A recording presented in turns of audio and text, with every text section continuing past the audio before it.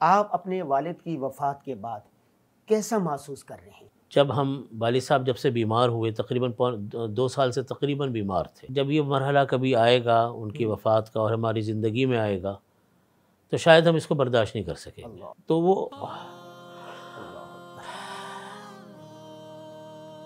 صبر تو میں نے پھر وہ ارادہ کینسل کیا۔ بسم اللہ الرحمن الرحیم۔ ناظرین، اس وقت ہم موجود ہیں مفتی اعظم پاکستان حضرت مولانا مفتی محمد رفیع عثمانی صاحب رحمہ اللہ کے صاحبزادے اور جانشین حضرت مولانا ڈاکٹر مفتی محمد زبیر اشرف عثمانی صاحب کے پاس۔ ہم حضرت سے جانیں گے کہ ان کے والد محترم کی ایمان افروز باتیں اور خوبصورت یادیں۔ السلام علیکم۔ وعلیکم السلام ورحمۃ اللہ۔ کیسے ہیں حضرت؟ الحمدللہ رب العالمین، الحمدللہ۔ حضرت، سب سے پہلے آپ کا بہت شکریہ۔ آپ کا شمار عدیم الفرصت شخصیات میں ہوتا ہے، اور والد کی وفات کے بعد اتنے ہزاروں لاکھوں کی تعداد میں تعزیت کرنے والے لوگ تھے، اور اتنی آپ کی مصروفیات تھی، آپ نے ہمارے لیے وقت نکالا۔ جزاک اللہ۔ یہ تو میرا فرض تھا کہ میں اپنے والد صاحب کی باتیں، ان کے تذکرے جہاں بھی ہوں اس میں شامل ہوں، یہ تو میرے لیے سعادت کی بات ہے۔ مطلب سب سے پہلے یہ فرمائیے کہ آپ اپنے والد کی وفات کے بعد کیسا محسوس کر رہے ہیں؟ یہ تو آپ نے عجیب سوال کیا، ایسا سوال ہے جس کا جواب دینا بہت مشکل ہے۔ یقیناً والدین کا سایہ ایک بہت بڑا عظیم سایہ ہوتا ہے، اور جب ہم والد صاحب جب سے بیمار ہوئے، تقریباً 2 سال سے تقریباً بیمار تھے، جنوری میں 2 سال صاحب فراش تھے، بالکل بستر پہ تھے، اور ان کو کورونا ہوا تھا، اور کورونا کے بعد سے پھر وہ کھڑے نہیں ہو سکے۔ تو مستقل بیماری کا مرحلہ تھا۔ بیماری کوئی بڑی نہیں تھی، کمزوری تھی، نقاہت تھی، لیکن ہم ذہنی طور پر اس کے لیے تیار تو تھے کہ کوئی بات بھی ہو سکتی ہے، لیکن ایسا لگتا تھا کہ جب یہ مرحلہ کبھی آئے گا ان کی وفات کا اور ہماری زندگی میں آئے گا تو شاید ہم اس کو برداشت نہیں کر سکیں گے اور ہمارے دل پھٹ جائیں گے۔ لیکن بس یہ بھی اللہ کی طرف سے ہوتا ہے، اس کا کرم ہوتا ہے کہ اللہ تعالیٰ غم بھی دیتے ہیں انسان کے اوپر، سکینت اور صبر بھی نازل فرماتے ہیں۔ جب یہ اطلاع والد صاحب کی مجھے ملی انتقال کی، میں ملک سے باہر تھا، میں انگلینڈ میں تھا، اور میں لمبے سفر پہ بالکل بھی نہیں جاتا تھا جب سے والد صاحب بیمار ہوئے تھے۔ مستقل میں گھر پہ رہتا تھا، 2 دن 3 دن والا سفر تو میں کرتا تھا، لیکن یہ لمبا سفر میں نے نہیں کیا۔ حد تو یہ ہے کہ اس مرتبہ حج کے موقع پر بھی میرے پاس موقع تھا جانے کا، لیکن میں نہیں جا سکا۔ میں نے والد صاحب سے جب پوچھا میرے پاس حج کی اس طریقے سے جانے کا موقع ہے تو وہ رونے لگے، تو مجھے بھی پھر ہمت نہیں ہوئی آگے بات کرنے کی۔ منع نہیں کیا۔ تو پھر میں نے حضرت اپنے چچا حضرت مفتی تقی عثمانی صاحب دامت برکاتہم سے مشورہ کیا، تو انہوں نے پھر اپنا ایک واقعہ مجھے حضرت مفتی دادا رحمۃ اللہ علیہ کا سنایا، تو یعنی مفتی شفیع صاحب رحمۃ اللہ علیہ کا، تو پھر میں نے پھر ارادہ کینسل کر دیا۔ لیکن کیا واقعہ تھا وہ؟ حضرت کا واقعہ یہ تھا کہ حضرت جس وقت بیمار تھے تو حضرت مفتی تقی عثمانی صاحب دامت برکاتہم کے پاس سعودی عرب سے کوئی کانفرنس کا دعوت نامہ آیا تھا، تو انہوں نے مفتی صاحب سے اجازت طلب کی کہ میں جاؤں یا کیا کروں، تو حضرت مفتی صاحب نے یہ فرمایا کہ دیکھ لو، سوچ لو کیا کرنا ہے۔ تو اس پر حضرت مفتی تقی صاحب دامت برکاتہم نے فرمایا کہ حضرت میرے لیے تو حج اور عمرہ آپ ہی ہیں، تو اس لیے میں نہ جانے کا فیصلہ کرتا ہوں۔ تو اس پر حضرت نے یہ فرمایا تھا مفتی صاحب رحمۃ اللہ علیہ نے کہ انشاءاللہ اتنا جاؤ گے، بعد میں اتنا جاؤ گے کہ دنیا رش کرے گی۔ یہ مجھے خود واقعہ حضرت نے سنایا۔ تو جب اس سال میرے پاس حج کا یہ موقع آیا، اور تو میں نے جب والد صاحب سے بھی پوچھا، دل میرا اٹھ بھی نہیں رہا تھا، اور میں نے حضرت مفتی صاحب سے بھی پوچھا، 22 دن کا سفر تھا، تو حضرت نے مجھے پھر یہ واقعہ سنایا، پہلے بھی سنایا تو اس وقت بھی سنایا، تو میں سمجھ گیا تھا، تو پھر میرا بھی دل اتنا آمادہ نہیں تھا۔ تو وہ صبر تو میں نے پھر وہ ارادہ کینسل کیا۔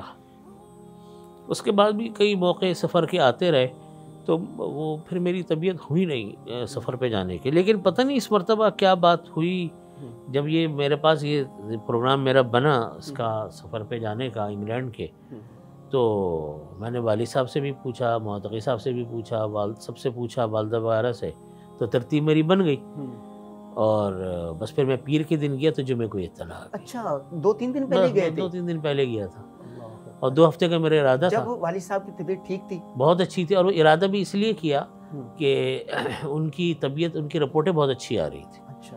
اور جب میں سفر پہ تھا وہاں سے بھی ہم نے کہا کہ بھئی رپورٹ دوبارہ کروا لیں، انہوں نے دوبارہ رپورٹ کروائی تو وہ بھی بہت اچھی آئی۔ ہم بہت مطمئن تھے کہ ٹھیک ہے انشاءاللہ کوئی ایسا مسئلہ نہیں ہوگا، انتظام ہم نے ہر طرح کے کیے ہوئے تھے۔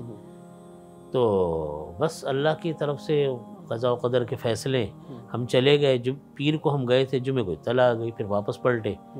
جب اطلاع آئی تو یہاں پر پہنچنا بڑا مشکل معلوم ہو رہا تھا، لیکن صلاۃ الحاجت پڑھی، اللہ سے دعائیں کی، استخارہ کیا، پھر ارادے کا ارادہ کیا، اور پھر اللہ تعالیٰ نے یہاں میں پہنچا دیا۔ جتنا آپ نے اپنے والد محترم کا آخری 2 سالوں میں خیال رکھا ہے شاید کوئی نہ رکھتا ہو۔ ہم نے سنا کہ ہسپتال میں بھی لوگ کہہ رہے تھے کہ وہاں ایڈمٹ کر دیں جب کرونا ہوا تھا، تو آپ نے کہا کہ وہ ساری ضروریات جو ہیں گھر میں۔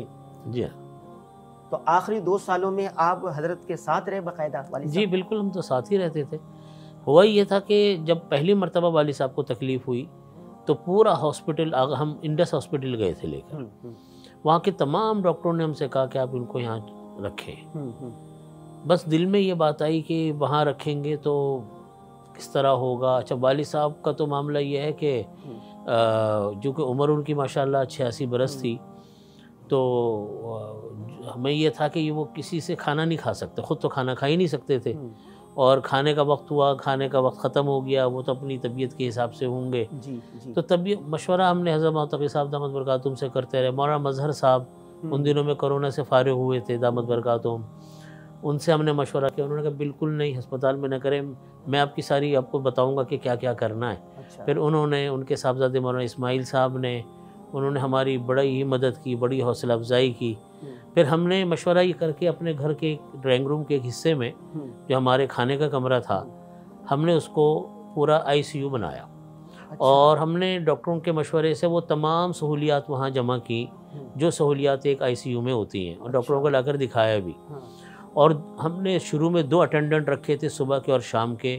وہ اٹینڈنٹ جو کہ ICU کے اسپیشلسٹ ہوتے ہیں، یعنی ICU کے باقاعدہ ٹریننگ یافتہ ہوتے ہیں، تاکہ کوئی مسئلہ نہ ہو۔ اللہ تعالیٰ نے وہ پورا زمانہ ان کی بیماری کا 2.25 سال اسی ترتیب سے گزارے کہ جہاں کوئی مرحلہ پیش آتا تھا الحمدللہ سارا انتظام ہو جاتا تھا۔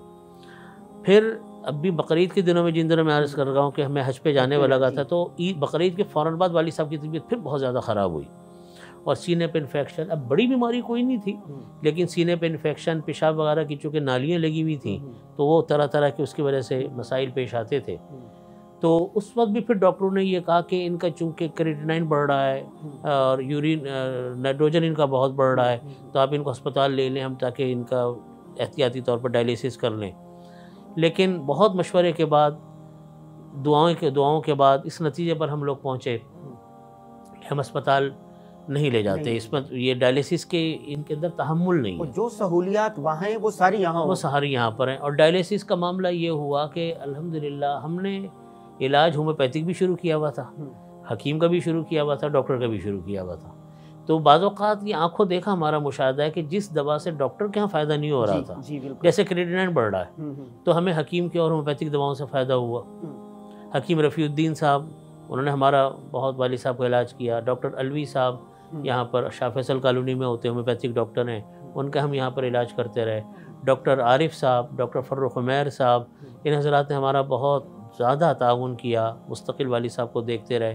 اللہ تعالیٰ نے تمام ڈاکٹر حضرات کو، حکیم کو، اور تمام لوگوں نے جنہوں نے تعاون کیا، ان کو دین اور دنیا کی بہترین اجر عظیم عطا فرمائے۔ تو ہم نے سارا انتظام وہاں کیا تھا، اور والد صاحب بھی سکون سے تھے۔ ہمیں والد صاحب یہ لگتا تھا کہ ہسپتال میں والد صاحب رہ نہیں پائیں۔ پھر کھانا گھر والے کھلاتے تھے، میرے بچے کھلاتے تھے، ہم لوگ شامل ہوتے تھے، تو ایک گھر کا ماحول بھی تھا اور علاج معالجہ بھی چل رہا تھا ان کا۔ اس طرح تقریباً 2 سال ان کے گزرے، 22 مہینے تقریباً اس طریقے سے ان کے گزرے۔ اچھا، یہ چیز بھی ایک بڑی سیکھنے کی ہے کہ جب کوئی شخص بیمار ہو تو اس کے شب و روز کیسے گزرتے ہیں۔ 2 سال حضرت صاحب فراش رہے، آپ ساتھ تھے گھر میں اور ہر قسم، تو حضرت کے ان 2 سالوں میں بیماری کے آخری ایام معمولات کیا تھے؟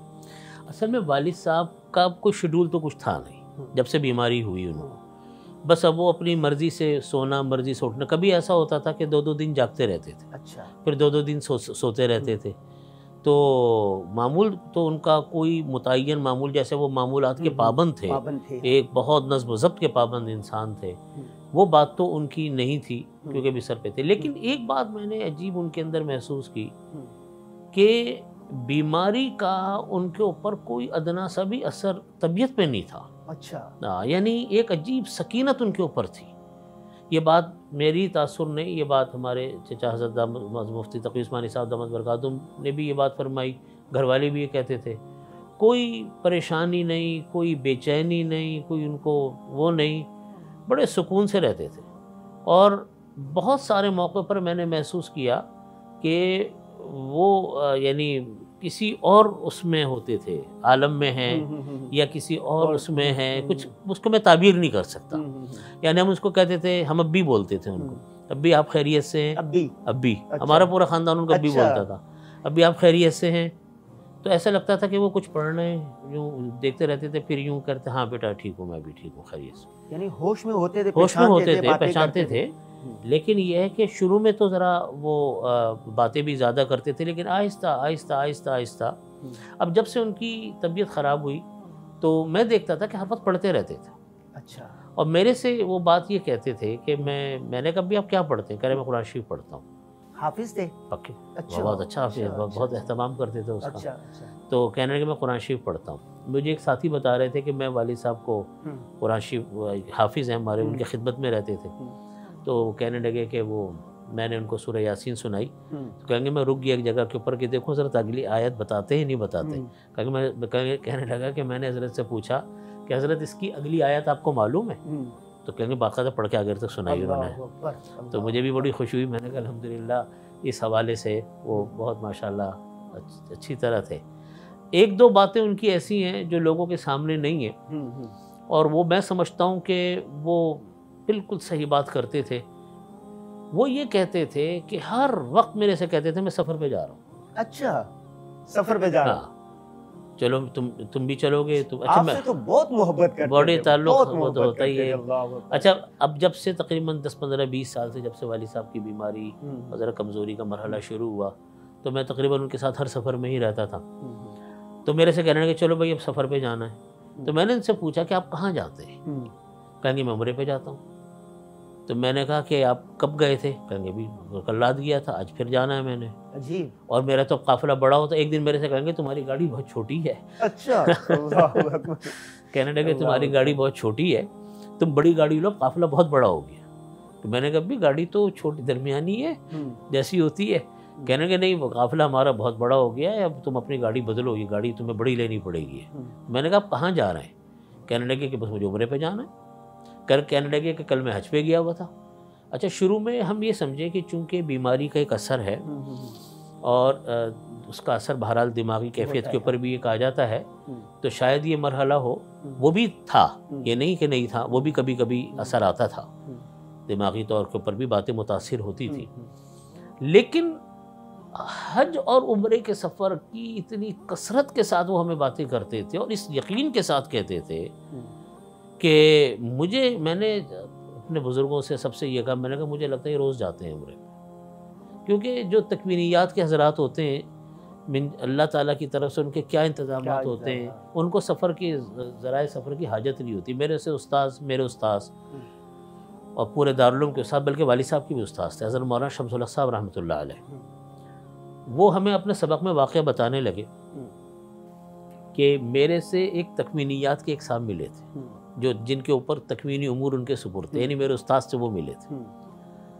تو وہ فرمانے لگے کہ میں ان صاحب سے ملا تھا تو ان کو سفر کرنے کے لیے کسی ذریعے سفر کی ضرورت نہیں تھی، جیسے میں گاڑی ہوائی جہاز کی ضرورت ہو. کہیں گے بس ادھر سے ادھر پہنچ جانا ان کے لیے ایسا ہے جیسے ہم یہاں سے وہاں پہنچ گئے، ایک کمرے سے دوسرے کمرے میں آ گئے.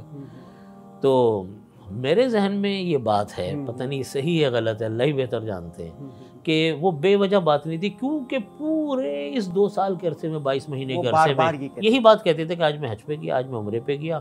مجھ سے کہنے لگے تم میرے ساتھ تھے، تم نے ڈرائیور کے پیسے ادا کیے نہیں کیے، ہم ریاض سے جدہ پہنچے، مکہ پہنچے، تم نے ڈرائیور کو دیے پیسے۔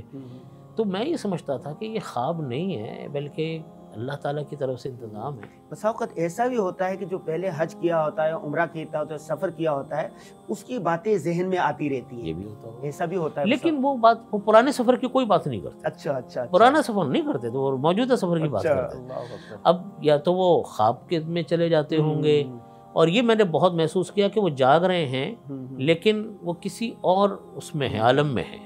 یہ میں نے پوری بیماری کے زمانے میں نے نہیں، اور بھی بہت لوگوں نے کیا، اور جو وقت گزر رہا تھا ان کی کیفیت بڑھتی چلی جا رہی تھی کہ وہ جب بھی ہم ان سے پوچھتے تھے تو وہ جاگتے رہے ہوتے تھے اور اپنے کسی اس میں ہوتے تھے۔ پھر وہ ہم ان کو بات کرتے تھے کہ جی آپ ہم پانی دے دیں، ہم آپ کو کچھ کھانے کو لا دیں، تو وہ اپنے جیسے پرانے سلسلے کو توڑ کر ہماری طرف متوجہ ہوئے اور بڑے سکون سے لیٹے رہتے۔